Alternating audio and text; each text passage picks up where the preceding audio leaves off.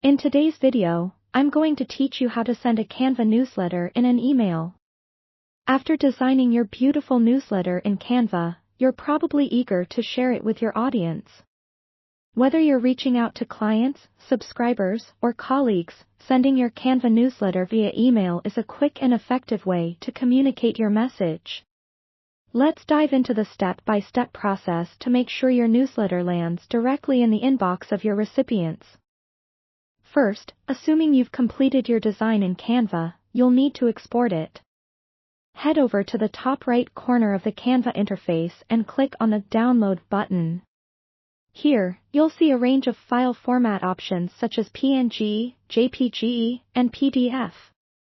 For newsletters, a PDF is often the best choice because it maintains the design's integrity across different devices and email clients. Go ahead and select PDF Standard if you plan to email this directly, ensuring the file size is manageable while keeping the quality in check. Once you have made your choice, click the Download button and Canva will prepare your file for you. Now that you have your PDF newsletter ready, it's time to compose your email. Open your preferred email client, whether it's Gmail, Outlook, or something else. Start by crafting an engaging subject line. Your subject line is the first point of interaction with your readers, so make it catchy and relevant to the content of your newsletter. Next, move on to the body of your email. Here, you'll want to write a brief but informative message.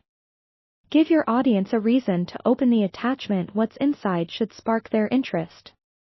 Before attaching your Canva PDF, it's always prudent to double-check that your design is flawless and ready for distribution.